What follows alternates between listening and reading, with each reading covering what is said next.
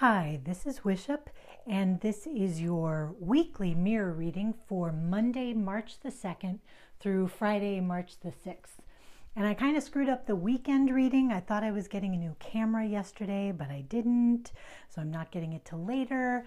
Anyway, let's just plunge ahead, and at least this time, instead of posting the weekly reading on Monday, I can post it on Sunday. So hopefully that'll be nice. Let's get into the I Ching first. Actually, you know what? Let's get into the astrology first real quick. You may not care that much about astrology or have found it that relevant to your life, but March would be a good month to pay attention to if you have found it useful. So the big thing I'm going to point out this week is that, hope you can see that, we have got on March 5th, which is Thursday, a full moon in 15 degrees of Virgo. So that's right in the middle of Virgo, because each sign has 30 degrees, and there are other planets which are also going to be at the 15-degree point, which is really giving us that same balance commandment that we've had. Full moons are typically thought of as culminations, times for letting things go or to see things completed, and that may be the case here.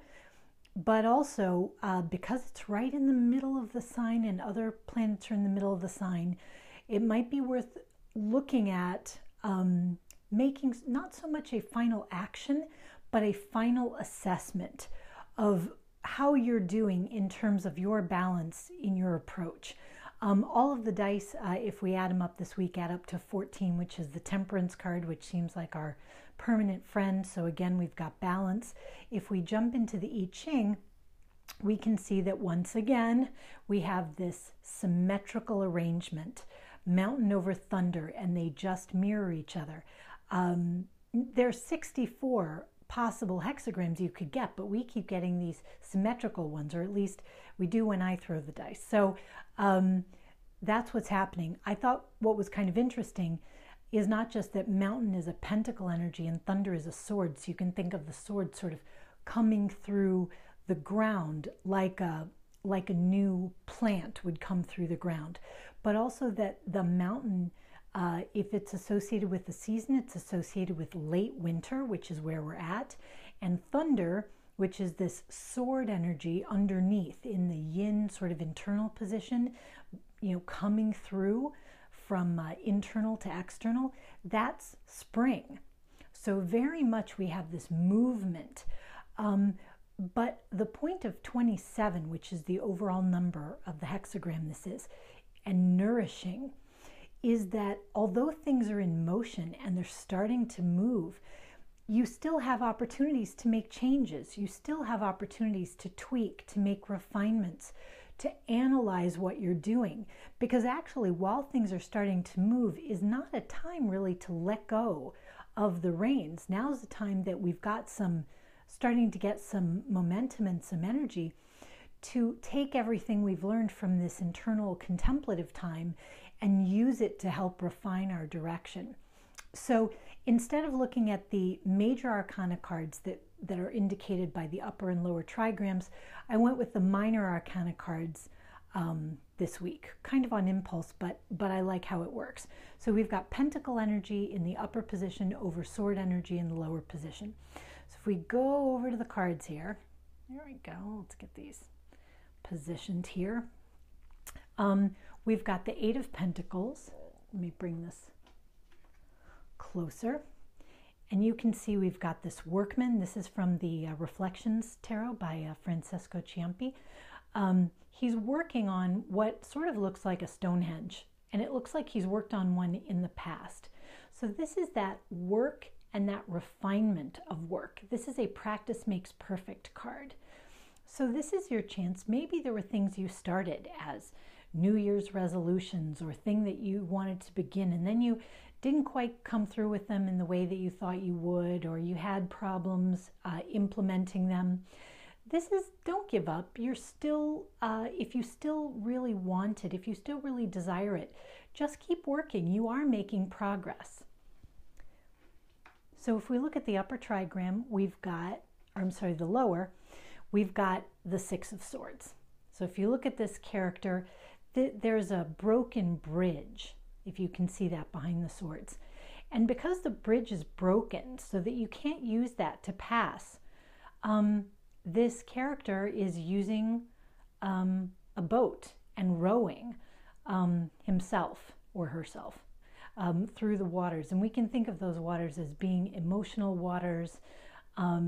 And usually this card, a lot of times people think it means from moving rough waters to calmer waters, and that's sort of evident here. But also that you can use your mental powers of assessment of what you've learned, of the way you want to evaluate things, and you can use it to navigate things which were established in the past but which are now broken and not working anymore. And you are going to move past those sort of failed structures, but you have the power yourself to move into the future. So that's really using that contemplative internal time to make progress. So I like it because this figure very much reminds me of this figure, which is the Hermit. The number that we got for the hexagram is 27, which is nourishing.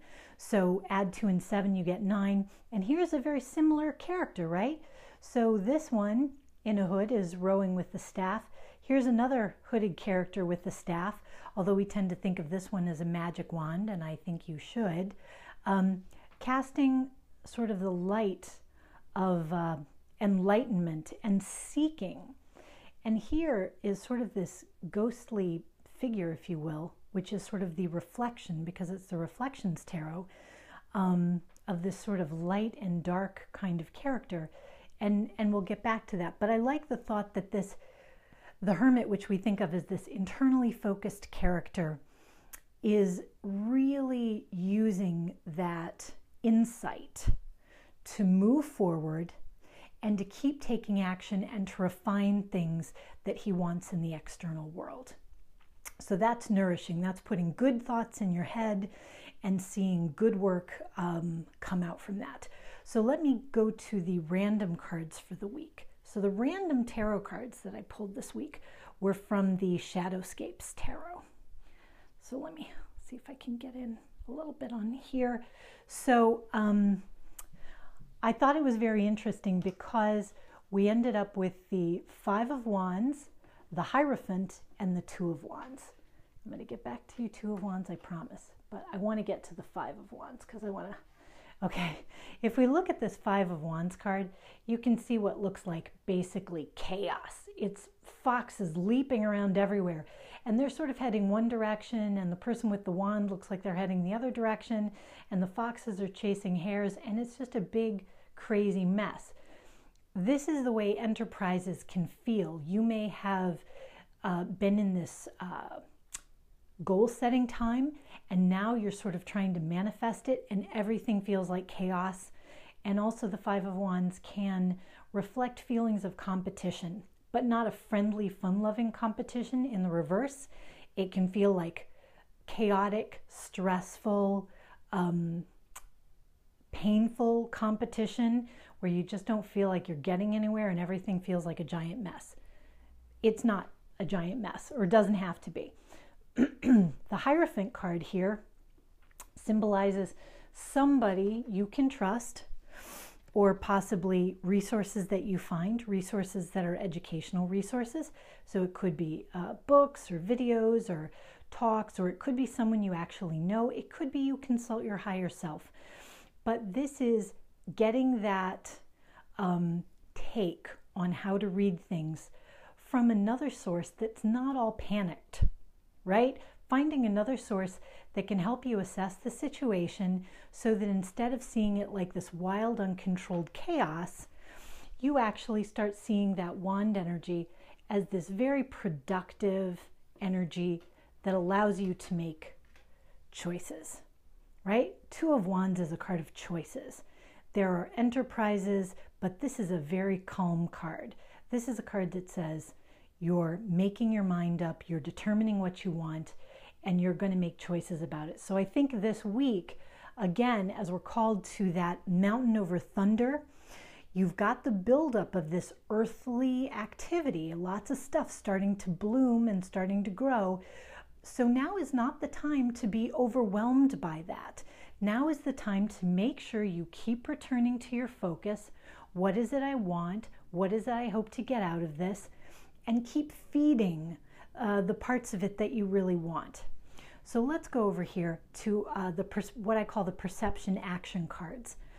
And the thing I'm going to tell you is the Empress here, which I also pulled from the Reflections deck, she was not a random draw. She fell out on the ground. And then I had a dice fall at number 3, which is also the card for the Empress, right where the card fell. So I'm like, okay, I get it. I get it. So the Empress is an underlying energy for the week. And the Empress is, of course, burgeoning. She is, pregnant with possibility. But she is out in the world. She's social. She deals with relationships. She deals with real projects that have real tangible results. But she's also a motherly energy in the best form of that. She's not trying to dominate. She's trying to help you grow. And also, she's tied to health. And so as we have this nourishing come up in the I Ching, it's a time to think, are you taking good care of your health for things that you want to achieve in your life? This might be a great time to look at that. Maybe there's a habit you've been trying to get rid of and you haven't been successful with it, but at this full moon of 15 degrees of Virgo, you realize that, and Virgo can be a sign very associated with health and healing, you decide that habit that you have or that practice you have is not in good balance. It's not helping you stay balanced. It's not helping you get where you're trying to go, and you are able to let go of it. You sort of harness the beautiful energies that are at work now to help you let go of it and replace it with stuff that's very nourishing and that's very helpful for you. So this could be not just having to do with a physical practice, but it could be emotional issues, relationships which are not nourishing. It could be ideas you're feeding yourself which are not nourishing, and you realize they're unbalanced and you decide you want to let them go. This is a great full moon to say, for my health and for my fertility and for the great growth of everything I want, I am going to lean on the Empress during this full moon. And of course, Virgo is also can be associated with Demeter, the harvest goddess, and the Empress can too. So this is very much all, in the same vein, that you want to bring forth abundance and fullness. And so you're willing to leave behind things which you have analyzed don't serve you. This is not things being ripped away from you. This is your decision. This is because it's something you want. So let's go last to the Oracle card, which is, this is sort of, if this is perception action and the Empress is sort of underlying things, let me turn this over so you can see it.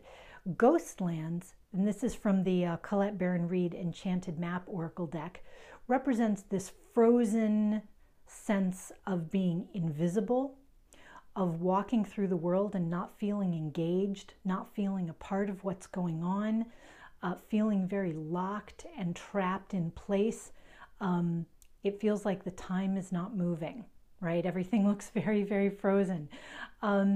And so if you've been feeling like sort of a hungry, lonely ghost wandering around, that feeling is really coming to an end. The thaw is upon us. So during the thaw, while it is tempting to just look around and be awed, I think we're all being asked to just keep paying attention. What is it you were hoping to get out of all this? What are your goals? What did you want to improve with? And just keep working on that in an incremental way. The Ace of Pentacles is not a card of, overnight getting everything done perfectly. The Eight of Pentacles is a card of just keep chipping away. So don't give up at the things you want, just keep chipping away, because you're getting there, we're all getting there, and spring is on its way. So rock on with your bad self, and I'll see you later. Bye-bye.